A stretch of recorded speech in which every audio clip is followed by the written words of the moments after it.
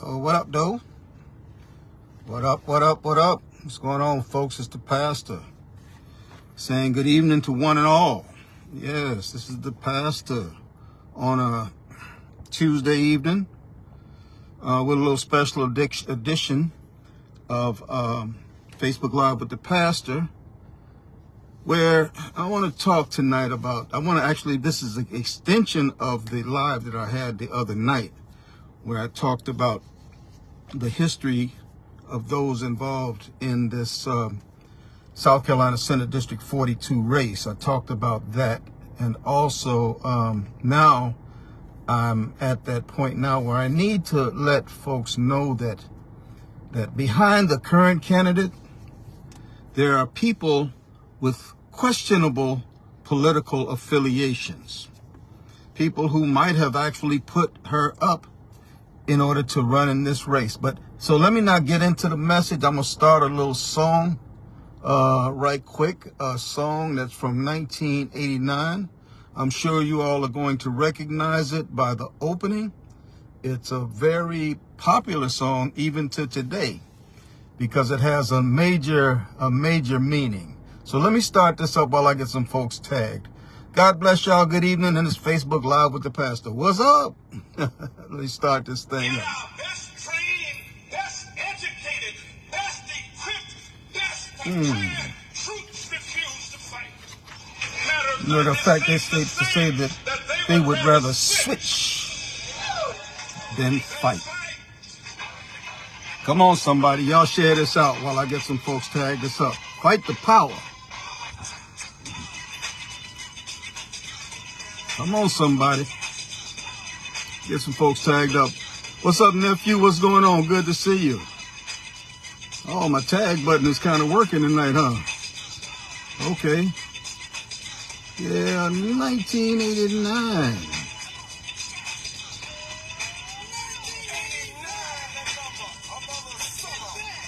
Sound of the funky drummer.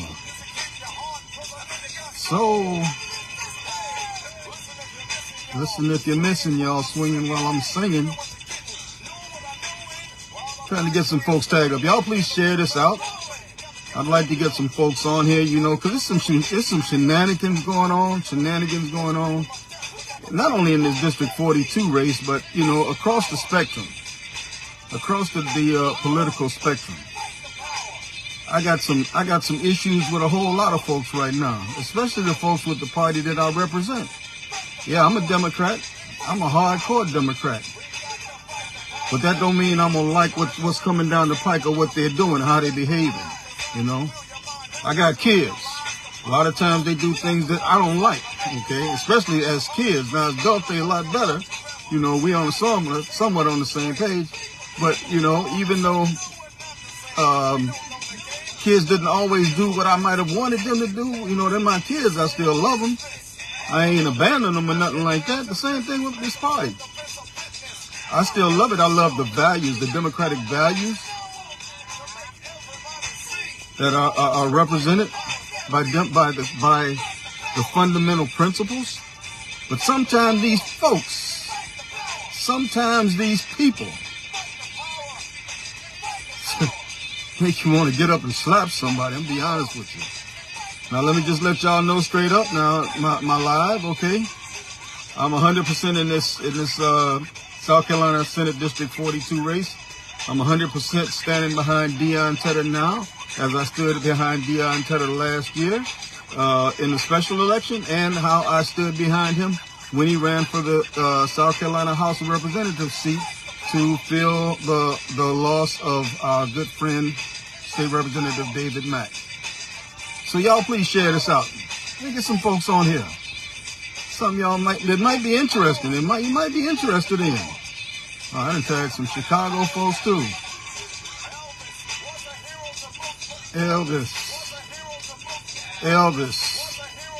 But he never me. The straight out racist.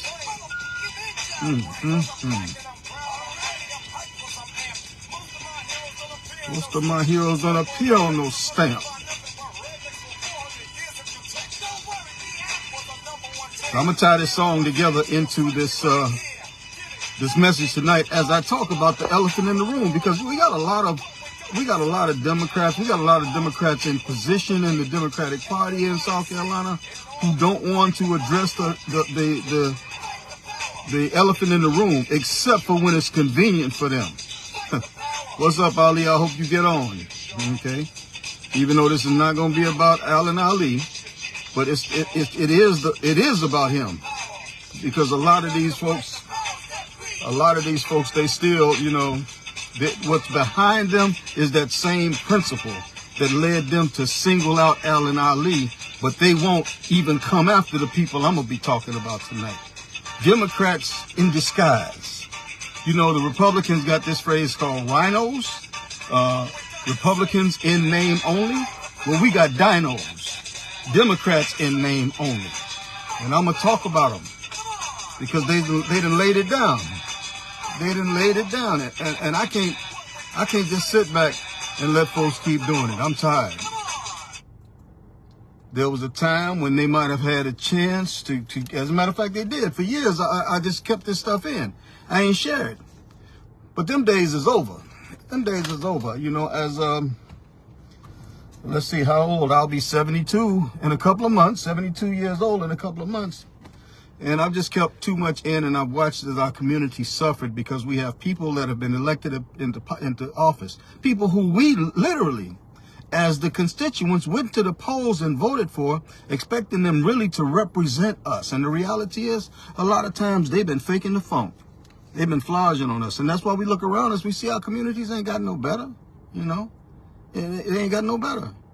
Why? Because we've elected people in office who will not just go on that internal moral or ethic drive that they should have, okay? Instead, they need to be pushed, and we have not pushed them to do right by us. And once we didn't push them, that gave them an open book, a blank check, open door to do basically what they wanted to. And when we look around ourselves, we see that we have not gotten anywhere. Latoya, what's going on? John, what's happening? All right, Cheryl, what's going on? Karen, thank you for tuning in. And again, what's up, nephew? Y'all please share this out. Maybe we can get some people on here tonight to tune into this. You know, that song, that was Public Enemy. Public Enemy from 1989, song called Fight the Power. Now, you know, Public Enemy was formed by Chuck D and Flavor Flav in New York in 1985.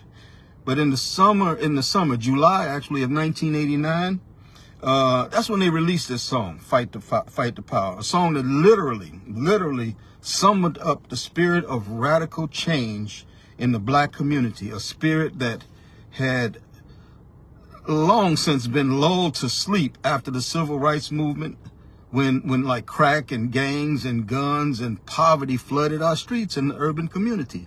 All of a sudden, 1989, July, bam, here come Public Enemy with this Fight the Power. And people was feeling that in their heart. Feeling it in their heart. We got to fight the power that be. But just a point of order, Fight the Power was released 6 months after the Stop the Violence movement released that song, Self-Destruction. Some of y'all know Self-Destruction.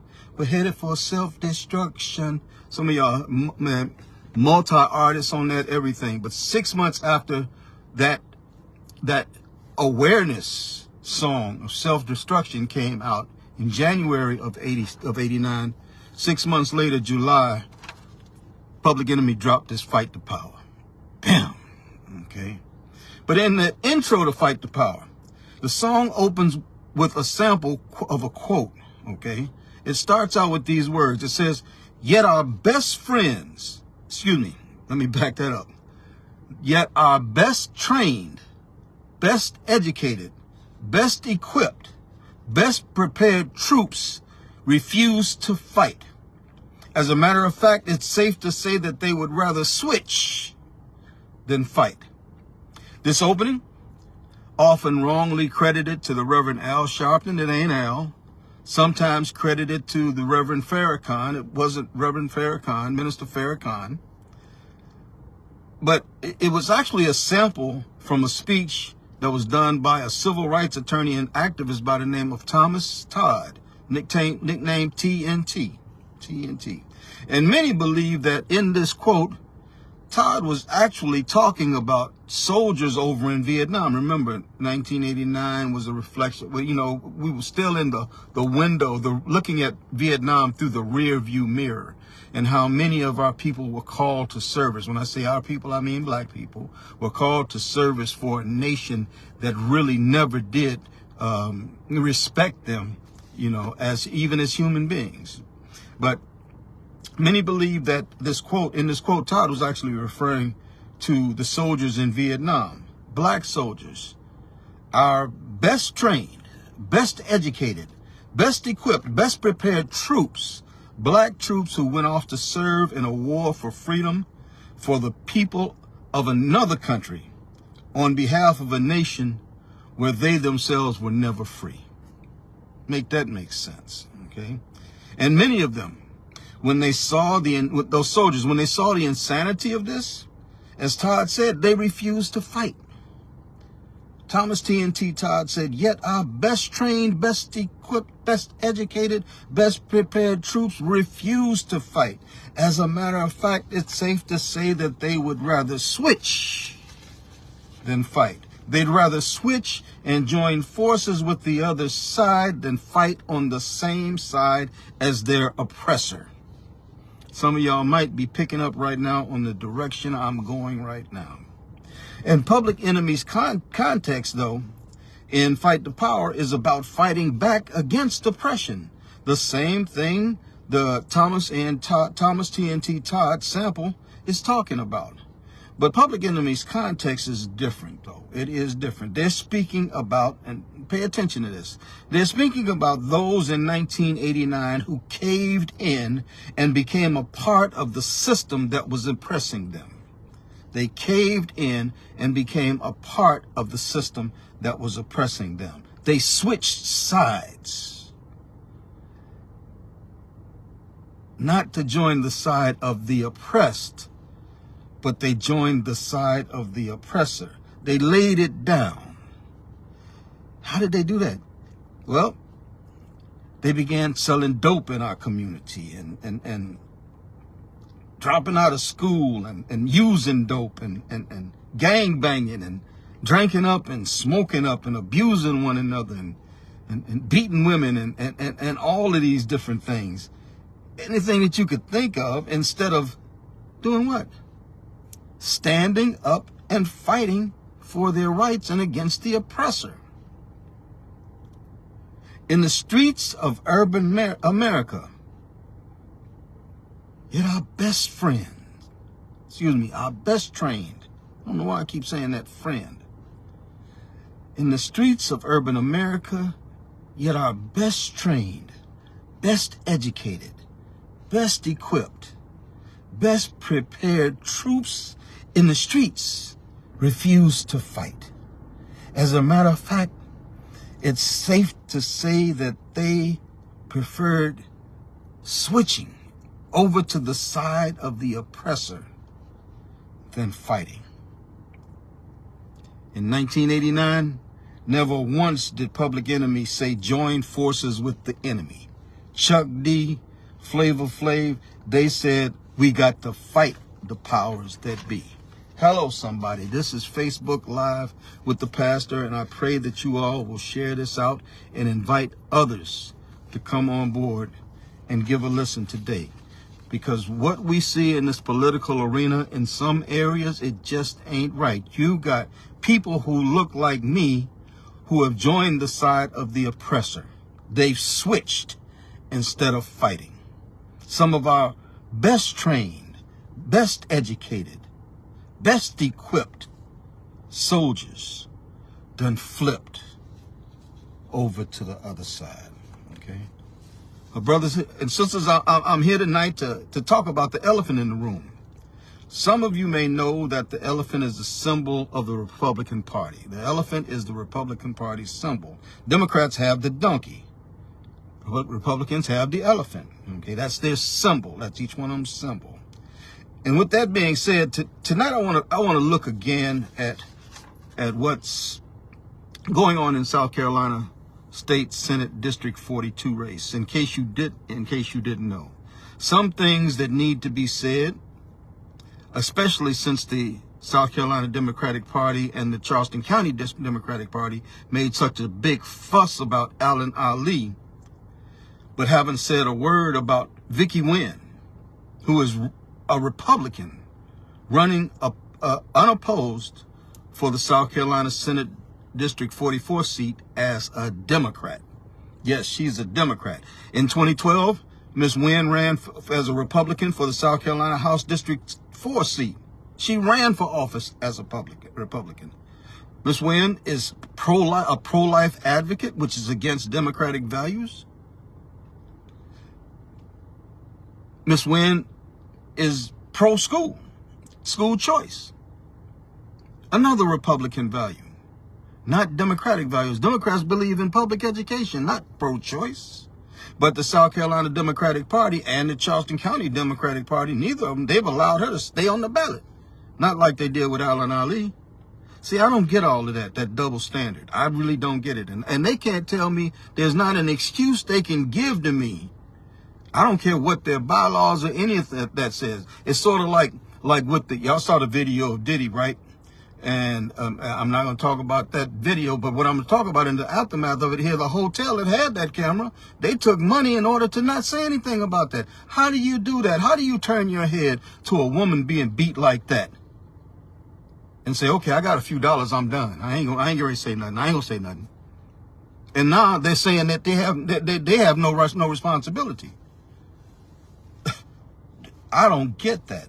I don't get that. But here you have this that's a double standard. Same double standard that the South Carolina Democratic Party and the Charleston County Democratic Party have when it comes to this lady, Vicky Nguyen, who's running for House District 44 as a Democrat. And she has a history of not only supporting Republican values, but running for the House of Representatives as a Republican. And they ain't said nothing about her.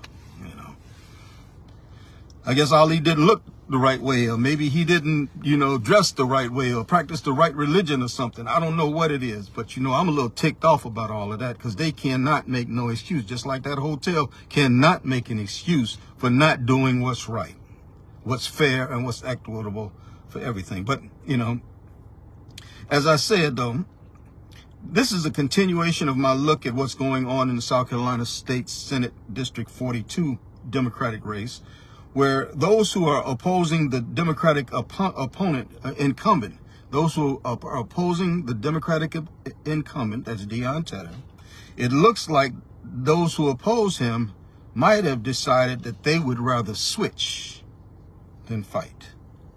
So let me rehash the background I shared in my live on Sunday relating to Senator Robert Ford, Wendell Gilliard, and Kwajo Campbell, and Kim Green, who is the current candidate. Okay. And I'm also going to be talking about their mouthpiece, a man who is an avowed Trumper and a bully. Of course, I ain't got no problem with his political choices. That's his thing. I don't care who he supports. Okay. But when you've got a Republican operative attempting to interfere and intervene with Democrats and their election process and trying to sway voters against one Democrat in favor of another, and is being condoned by Democratic leaders and a candidate who is seeking office as a Democrat, I got a problem with that. I got a problem with that. Anytime that we have Democrats who act like Republicans and they're pushing a certain Democratic candidate because they think that the Democrat that's running is not going to do the job effectively. Democrats acting like Republicans. Dinos. Democrats in name only. And then you actually got an operative who is an actual Trump supporter, a Republican, going against the Democratic candidate on their behalf, including the candidate that's running, the Democratic candidate that's running. Anytime that you have a Republican operative being brought in to demean, demoralize, otherwise drag votes away from the Democratic candidate, then you know that the people who are supporting that other side, that other team, there's something the elephant is not only in the room, the elephant is in their hearts. And that's where I am today. So let me start by recapping what happened on Sunday, okay? On Sunday, I made this connection between Senator Robert Ford, State Representative Wendell Gilliard, Quadro Campbell, and Demond McIlvain. And Kim Green, who was the candidate, okay? And I went back to the election where Marlon Kimpson ran first time for office in 2013. That year, in the first year of his, I think, third term as a South Carolina senator, Robert Ford was forced to resign. Okay, I'm not going to get into the reasons why. You can look that up for yourself. But he was forced to resign in that first year, creating a special election situation. In that special election, several people ran for that seat, including Marlon Kimpson, who eventually won that seat. That was another time, even though it was a Democratic seat, but Maurice Washington, who is a Republican, ran against Marlon Kimpson in that. And it set up a runoff election, which Kimpson wound up winning, okay? But Ford had stepped down from his senator's seat that he held, I think, since 1993. 2013, 10 years, he had to step away from it because of legal matters, okay? So since it was a special election, Kimpson was elected and he finished out the 3-year term that he got for the seat that Robert Ford previously held. And then he had to run his first race to run for himself for that same seat. Okay, that's the way special elections work. Dion Tedder last year, when Marlon stepped away from that seat, when he won that election, that's why he has to run again this year, because there was 1 year left in Kimpson's term, which is up this year. So Dion has got to run again in order to win the seat back. And I'm encouraging everybody, just as I'm doing. It's on you. I'm supporting Dion Tedder. I believe and I trust in him, and I know he represents Democratic values without no Republicans in his camp. Okay, straight up. But when Ford lost that race, Ford got it in his mind, okay, that he was going to run against Kimpson in 16. I guess he figured he could win the seat back. The last time that he had an election was like in 99, and he won with, not in 99, in 2009, and he won with like 98, in 2013, excuse me, he won with 98% of the vote. He had a good turnout, 98% of the vote for Senator Robert Ford. But he messed up and had to leave the office. Kimpson won the seat, and I guess Ford said, I'm going to get it back as soon as it's that time to run again. 2016 was when that 3 years was up. He ran again. Ford ran again against Kimpson this time in order to get it back. Robert Ford was on probation at the time when he ran, okay? And he lost. He lost the seat. Kimpson won him soundly, almost 80% of the vote Kimpson got. And Kimpson went on to continue his career as South Carolina Senator for District 42 until he left last year. But something clicked right around that 2016 election.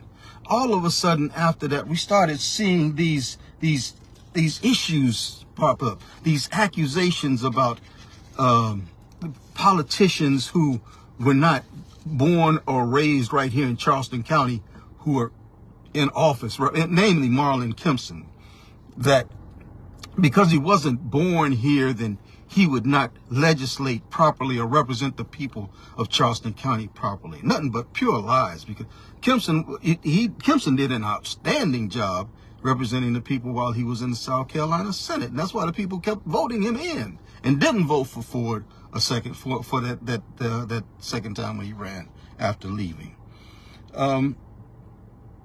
This is where I believe, like, the real vitriol and nastiness, this is where it started at. The unfounded and unsubstantiated rhetoric about Marlon Kimpson. And now the same rhetoric being used about Dion Tedder, about fictitious lies and allegations about Columbia politicians, about elected officials from Columbia not being able to govern in the best interest of the people of Charleston, about using the seat solely for advancing a political career and not for the good of the people. They've been saying that Kimpson left last year. That was part of his plan to further his career and to leave the people behind. This is how crazy the whole thing sounds. To leave the people behind, because his plan was to use the Senate as a stepping stone. Listen, in every job that anybody has taken on, the thing was not to stay in the same place where you were at, but to climb up. That's why Wendell Gilliard went from the City of Charleston City Council to the House of Representatives, and then last year he tried to run for Senate. But they ain't got no problem with him. All of a sudden, when it's somebody else other than their pick, then it's, oh, he did this for, to further his career. Well, I don't get it. Around that same time, that's when this dark skin, light skin foolishness came about, okay? Where dark skinned people are somehow superior to light skinned black people, okay? And light skinned black people will not give 100% representation to their darker skinned brothers. I don't get it. But these are the things that these people have been saying for a very long time. And that's the history behind what I talked about, the history on Sunday in my Facebook Live with the pastor, and what brings me to today as I move on toward addressing that elephant in the room. But let me stop here, okay? Let me stop right here and make sure you understand the difference between Democrats and Republicans, okay? You got to understand the difference between Dems and Republicans. Too many people saying, oh, they're just the same. Democrats and Republicans are not the same. We don't believe in the same thing. We don't support the same issues, okay?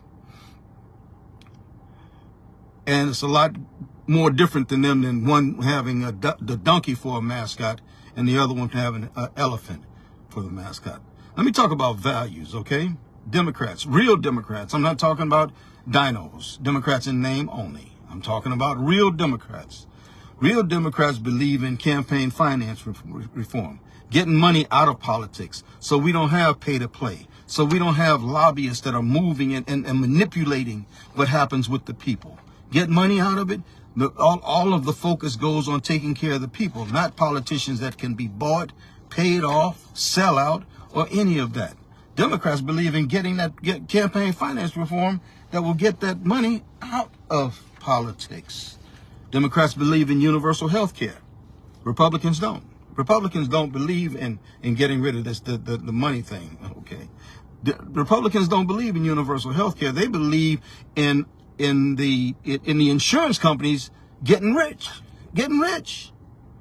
They've been fighting. You know, Nikki Haley, she had an opportunity to expand Medicaid here that would have brought thousands of jobs, created thousands of jobs, and lowered healthcare costs for everybody in the state. But she didn't do it. Why? Because the Republican Party, that's not what they do. And it was termed Obamacare.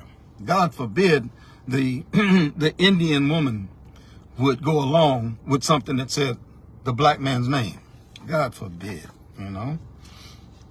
Democrats believe in quality public education for all children. Not school privatization, not charters, not vouchers, all quality public education. Democrats believe in loan forgiveness, okay, and debt-free college. Republicans don't. Republicans will tell you need to pay your fair share. But how can you pay your fair share when for 400 years you've never had a fair shot at making money the way that they have everybody else has in America, okay? Democrats believe in strengthening Social Security, believe in improving veteran support. You know, every time that the Republicans see that they want to make a cut in order to strengthen money somewhere else, they go right after our senior citizens and our veterans. That's their first stop. Senior citizens and veterans. No, Republicans and Democrats are not alike. Democrats believe in labor. We believe in living wages for people according to the year that we live in now. Not 20 years ago or 15 years, according to the year that we live in now. Democrats believe in unions. Republicans don't. Republicans are the reasons why here in South Carolina, this is a right to work state and an at-will state, which are both anti-union principles. Unions and labor, man, Dr. King, that was his thing. That's what led him to Memphis when he died. The union, the garbage workers union there. But the Republicans don't believe in that. Democrats believe in the right to collectively bargain. Republicans don't believe in that. Democrats believe in common sense gun legislation. If any life can be saved. Now, black people talk about, well, the Dems don't do nothing for us or whatever. Well, at least if you put something in place that might work, maybe one life might be saved. One. And for me, it's worth one life. One life is worth it, okay, for me, okay? Democrats believe in prison reform. Republicans believe in lock them up, build more prisons. Democrats believe in women's reproductive rights. Republicans don't. I don't even have to explain that. Democrats believe in LGBTQ rights, Latino rights, Muslim rights. Republicans don't.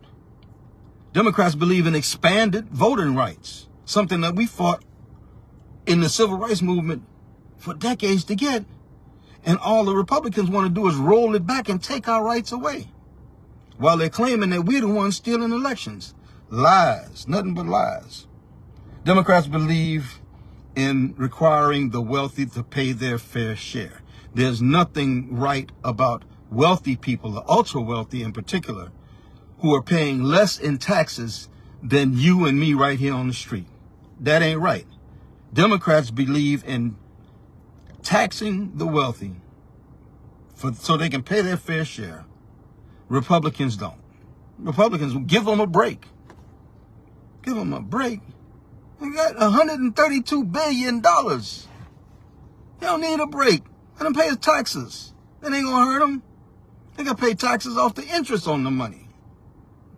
But that's the difference between Democrats. Oh, and of course, Democrats believe in Black Lives Matter. You will hear Democrats proudly say Black Lives Matter. And they will get out in the streets and march with you. Republicans, that ain't what they do.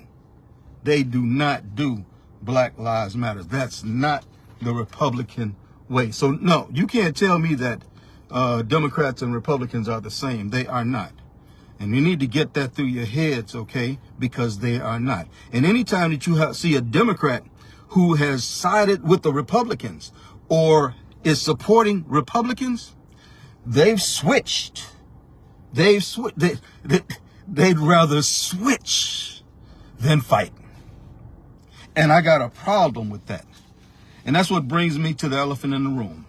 In the South Carolina Senate District 42 race, there's a Democratic candidate, Kim Green, who is running against the incumbent, Dion Tedder. And it looks like her sole backing is probably coming from dinos, Democrats in name only. And these are probably the same people who even convinced her to get in the race in the first place. Why? Because somebody's still butthurt about losing to Kempson in 2016 and then losing to Dion Tedder last year. So now they're going to put somebody else up there, even though their track record is starting to look a lot more like Democrats than it is Republicans. I mean, it's a lot more like Republicans than it is Democrats. I'm sorry. I got it twisted up. Her team, and I'm fairly certain of this, Senator Robert Ford, State Representative Wendell Gilliard, Quadjo Campbell is the campaign manager, same campaign manager that Gilliard had last year, when all these same talking points that they're talking about Dion Tedder are back out there again through their man on the streets, Damon McElveen, a.k.a. Omar Fall, okay? Same team. Same team from last year was with Gilliard when he lost to Dion Tedder. Same team that's out here right now, and probably the same ones who put Kim Green up to run for this seat. Kim Green, who has never been out in this community. I don't care what she's saying in these. I mean, maybe in her own personal circles or private circles, but y'all know me well enough to know I've been in these streets. I've been deep in these streets for 20 years, and I know who's been in the streets and who ain't been in the streets. And you can't tell me nothing about, okay, I'm with Cajun. Well, there are about 10,000 people with Cajun who come to a little event 1 or 2 or 3 times a year, but that's where their advocacy stops. Okay, period. How do I know that? Because when Treva Williams came to town in 2012 or 2013, I believe it was, when they first started up, guess who she reached out to when she first got here? Right here. We had conversation, and I've been affiliated with Cajun every year since then. Okay, so I know the leadership. I know the leadership. I know the leadership. I know Reverend Hayward. I know Reverend Rivers, Nelson B. Rivers III. I know them, you know, and they all know me. So she can't tell me that she's all tied up in all of this and is all kind of activist or whatever, you know. But I personally believe that Wendell Gilliard, although he's never been called out by the South Carolina Democratic Party or the Charleston County Democratic Party either, I believe he's really a dino. I'm going to be honest with you. A Democrat in name only, okay? Well, why do you think that way, Pastor? Well, I'm glad you asked me that question, okay? Democrats believe in quality public education. I said that already. Democrats believe in quality public education, not school choice or privatization. And Gilliard has publicly supported school privatization in the past. So before I do anything, let me just read what the South Carolina Democratic Party and the Democratic National Convention committee that they say about education for Democrats, what our value system is. I'm going to read from first off the South Carolina Democratic Party and the Democratic Party Education Caucus, and who both believe in a quality education for all South Carolina children. It's in their charter. In their charter, they clearly say this, and I quote, "We believe that the state laws on charter schools and publicly funded private schools violate the South Carolina Constitution." So the South Carolina Democratic Party, they say that vouchers and funding publicly funded private schools, that's a violation of the state constitution. So why would a Democrat who is part of this support public schools? What happened? A few years ago, Wendell Gilliard, he literally became the face of this group called Coalition for Kids, a school privatization group who were trying to infiltrate Charleston County School District. And under Joe Riley's lead, Joe Riley's he's a dino too. Under his lead, they ran ads all over the black media, news ads, radio ads, all kinds of TV ads, all of this pushing these Coalition for Kids candidates. And whose face was out front on that? "Hi, I'm State Representative Wendell Gilliard, and I support Coalition for Kids. School privatization." But what did the South Carolina Democratic Party and the National Committee all believe the same thing? It violates South Carolina's state constitution. On funding for education, that same charter, it says this, it says, "We believe that every public school should have the necessary and sufficient resources to develop each student's potential and interests to the fullest. We believe that every child born in or raised in South Carolina has the right and should have the opportunity to attend a financially well-supported public school from pre-kindergarten through university free of charge." That's what Democrats believe. "We believe," and I'm continuing to read, "that it is the responsibility of the South Carolina legislature to fund adequately and fully the public schools, not private schools, charters, or Coalition for Kids. And therefore, we must oppose," I say it again, the charter for the South Carolina Democratic Party Education Caucus says we must oppose the privatization of public education. We believe that the South Carolina legislature is morally obligated to fund public education through school funding formulas that are appropriate, and that it is immoral and discriminatory to use special laws and or the tax code to confer special status on a segment of public education. That's what the state party said. Now, I didn't say that. That's what they said. But who stood behind this school privatization scheme? Wendell Gilliard.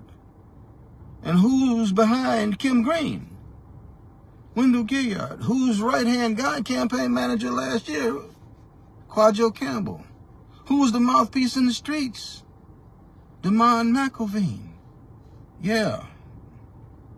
Wendell, he was endorsed by Bernie Sanders. And I don't think Bernie knows much about Wendell. And I decided at one point I wasn't going to inform him. You know, if he's got people out here who don't know, that's it. But Bernie had a plan called the Thurgood Marshall Plan for public education, not privatization, public education. And two of the key points in Bernie's plan is this. One, we must end the unaccountable profit motive of charter schools. We must end the unaccountable profit motive of charter schools. And charter schools. That's what Bernie says, okay? And he's also said to provide equitable funding for public schools. Public, not private, not Coalition for Kids. You see, Democrats believe in quality public education. That's what Democrats believe in. Republicans want to profit off of children and children's education. And that's why they do privatization. And anytime that you have a Democrat who's supporting privatization, that Democrat ain't really what he's saying he is or she's saying they are. At all. And the new kid on the block, this new candidate, she can't tell me any different because you know them by the company you keep. Straight up. When I was out in them streets, the people I hung with, that's how people knew me. Straight up. Right now, the people I hang with right now, y'all good people. That's how people know me. They know I must be an all right guy because I hang with all right people. And I try never to break that trust. I try never to give you all ambiguous statements or hypocritical actions so that you see me doing one thing, but then again, I'm doing something else that contradicts that. I try my best not to do that. Why? Because I have pride, I have self-respect, and I respect the people who I interact with out here. And being transparent in my actions is a key part of that. But when you got a Democrat who is acting like a Republican, are they still a Democrat? I don't think so. Doing what Republicans do? I don't think so. Doing like supporting Republicans for an office over a Democrat. Supporting a Republican for an elected office over a Democrat. A Democrat supporting a Republican for an elected seat over a Democrat. And I don't care whether that race is partisan or nonpartisan. When you got a Democrat that's supporting a Republican over a Democrat, there's something wrong with that Democrat. A Democrat just might be a dino, okay? Year before last, in the city of Charleston mayoral race, Wendell Gilliard, before the Republican who won the election even declared he was running, in December of that previous year, before the election, Wendell Gilliard declared that he was endorsing William Cogswell, the Republican, for mayor of the city of Charleston over Democratic mayor and incumbent John Tecklenburg.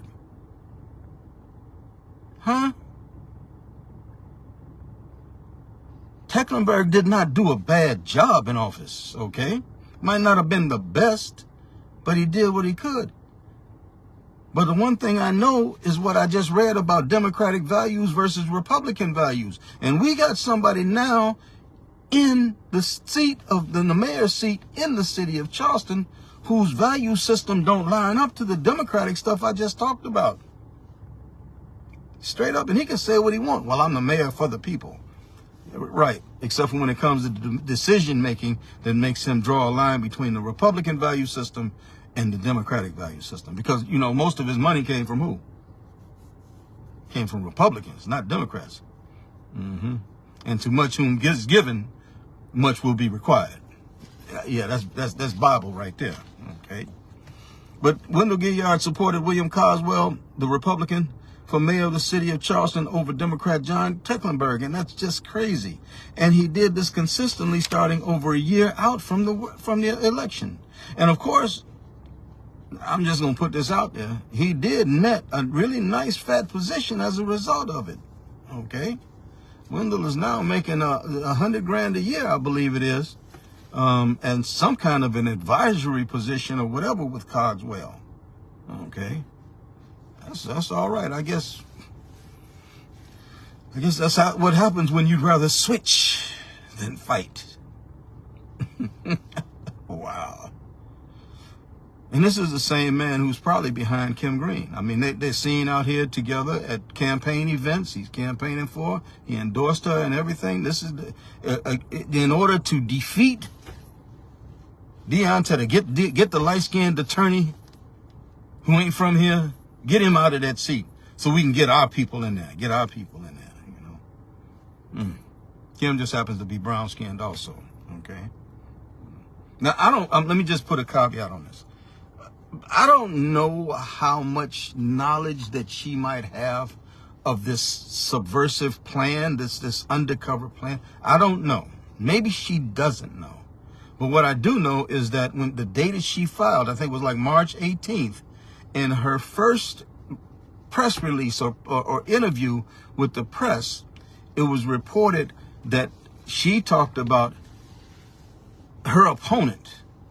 And instead of talking about her platform or what she's going to do, my opponent and his ties to Colombia, which I asked for some proof of, and I've never gotten that proof, that there's some kind of, some kind of corruption or whatever going on. Never gotten that proof. His ties to Colombia.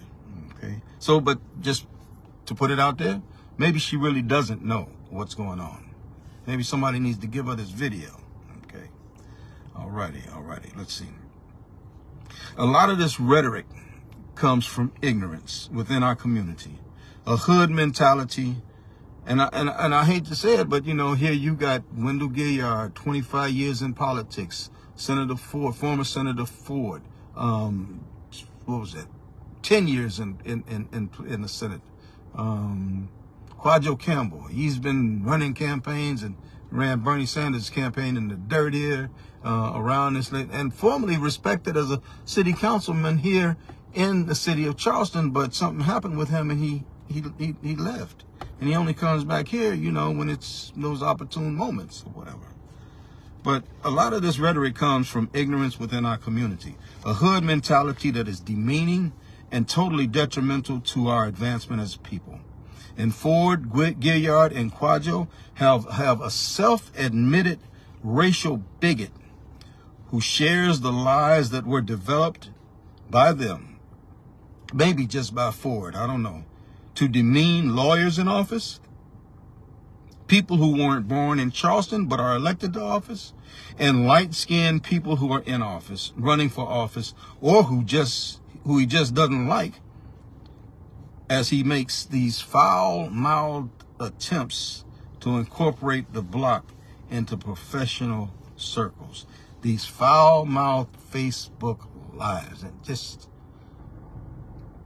for me, I know the fella got a lot, he got issues with me and everything, but I pray for him, because maybe one day he will realize that his future is ahead of him, but he can't hold on to the past self that he was and get there. You can't put off into the internet and then try to delete it, because people got these videos.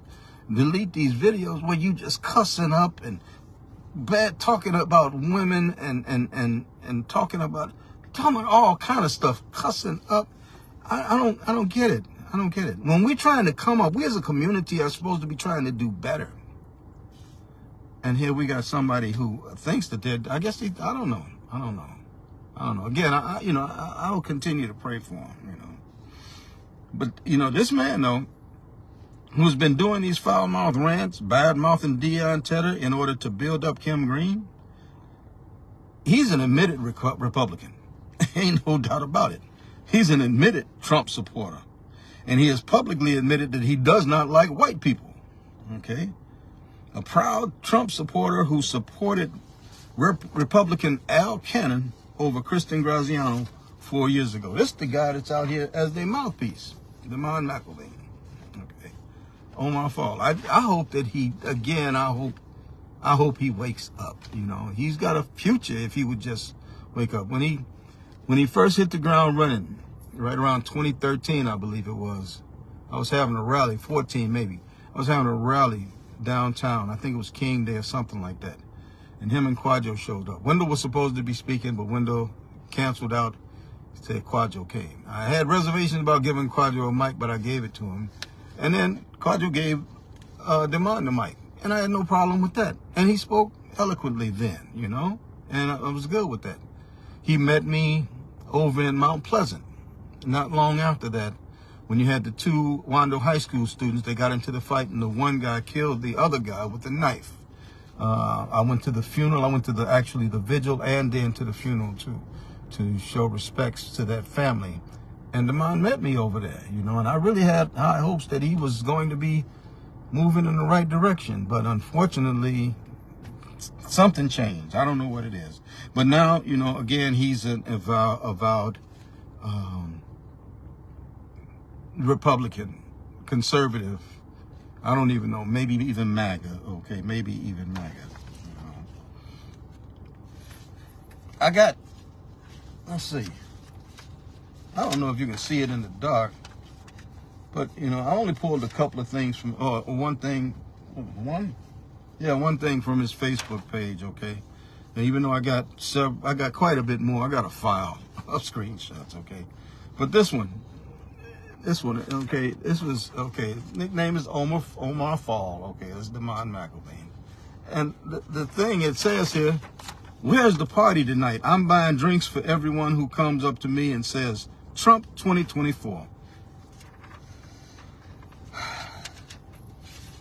There's much more.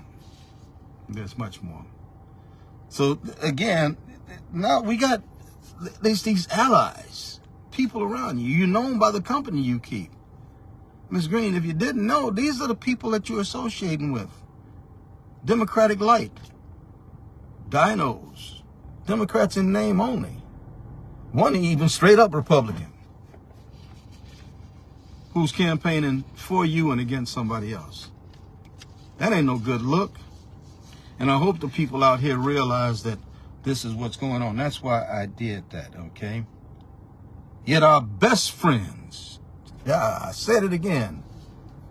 I think I need to do a message on Friends or go and read up about Friends, because I keep saying it. Yes, our best trained, best educated, best equipped, best prepared troops, man, Robert Ford, Wendell Gillard, Quadjo Campbell, Demond McElvain, Kim Green, our best trained, best educated, best equipped, best prepared troops refuse to fight. Join in the opposition. It makes no sense. As a matter of fact, it's safe to say that they would rather switch than fight. It looks to me that these, Ford, Gillard, Quadjo, Demond, and yes, Kim Green, the Democratic candidate for South Carolina Senate District 42, who's running against the incumbent, who I'm supporting fully, Deon Tedder, our best trained, best equipped, best educated, best prepared troops, it looks like they have seriously decided to switch instead of fight. Fighting for universal health care, fighting for living wages, fighting for unions, fighting to end gun violence, fighting for women's rights, fighting for voting rights, and fighting for human rights. Oh yeah, and fighting for quality public education too. Yet our best trained. What did Public Enemy say that you're supposed to do in order to stop this madness? They said you got to fight the power. How do you fight the power? We fight the power by not listening to this crazy rhetoric that is being put out here about Deon Tedder. Stay focused, because we need to get somebody that we can trust and believe in that seat, Senate District 42. Marlon Kempson made amazing inroads in that seat. I'm going to do a live in another couple of days about Deon specifically, Deon Tedder, State Senator Deon Tedder. And I'm going to talk about his accomplishments, not in comparison to anybody, but what he did in the House of Representatives as a freshman House member, and what he's done in this short, this is May, 6 months, 8 months, in this short 8 months now since he's been in the Senate. And I said it the other night. In those chambers, in the Senate and the House, they will tell you, as a freshman, you can't get nothing done. But guess what Deion Tedder's doing? He's getting things done and getting things done for you, for the people. And when I say you and the people, I'm not talking about black, white, red, brown, yellow. No, none of that. The people. And he's working hard. And specifically, though, if I just wanted to, and I'm going to break it down, there are some things that he's actually pushed through that actually will benefit the black community. Yeah. In the Senate, in these last few months first few months he's been there. And he said his campaign theme is this time, I promised you that I was going to go to work for you in the Senate. What can I do? And I've done that. What more can I do with 4 years in office? And I'm here to say, give him that chance. Give him that chance. But you can't leave all this foolishness going on out here, because there's some people out here who done switched instead of fighting. Okay, there's some elephants in the room, literally, who are wearing donkey coats, and you don't fall for the banana in the tailpipe, please. This is Pastor Dixon. Man, I love all of you all. I'm right at 1 hour, and I'm going to shut this thing down. I love you all immensely. Early voting for all of the Democratic primary races here in South Carolina begins on Tuesday, May 28th. Next Tuesday is the first day of early voting. It's 2 weeks of early voting, no Saturdays and Sundays, from May 28th until June 7th. Please go to scvotes.org and see if you have somebody that you're supposed to be going to the polls to vote for. If you got a question about who's the right guy, is it a dino or a rhino? Let me know. Holler at your boy. I'll let you know what I know. And then you make your own informed decision. I know who I'm supporting in these races because I've looked them up. I've followed. I've listened to them. And I've listened intently. And just as I talked about in that status earlier today, I'm really sick and tired of these party elitists picking the people who we as the people are just supposed to blindly follow behind just because they picked them. I'm really tired of that. On the real, I heard that there's one candidate out here who's still in a race who was asked by this party to step down because he wasn't their candidate. Okay. Now, it was a private conversation, and I'm going to leave it private. But I wouldn't say it if I didn't hear that. I ain't got time to be making no stuff up. And it just ticks me off to the utmost that we call ourselves, and when I say we, I mean my Democratic Party, not the people on the ground, really, because the people on the ground are just great. A lot of them are just blindly following between the lead from the people up in Columbia, the SCDP, or their party leadership locally. But overall, there's some great people who believe in democratic values. But we got to tell the truth. We got to be honest. And we got to get back to the point where we elect people who are going to be not only of the people, but they're going to be elected by the people, and they're going to work for the people. Deion Tedder is one of those. Go to scvotes.org. Find out if you're supposed to be voting. Go vote early between May 28th and June 7th. If you don't vote then, the election day, the only other day to vote for this primary election to decide which one of those two candidates in District 42 is either going to be Tedder or is going to be Green. One of the two. I'm praying that it's going to be Tedder, but you got to go vote between May 28th and June 7th, or if not, then on June 11th. Tuesday, June 11th is the actual primary election date. Polls open from 7 a.m. to 7 p.m. Let's get her done. I love you all. Thank you all for humoring me and staying with me for this hour. I really appreciate each and every one of y'all. Give them loved ones a hug tonight. Love them babies, kiss them babies, hug them babies, and keep putting that word love out here in this atmosphere. If we keep putting that word love out in the atmosphere, God only knows if we can change these miserable conditions that we live in. I think we can, and I think God would be pleased by that.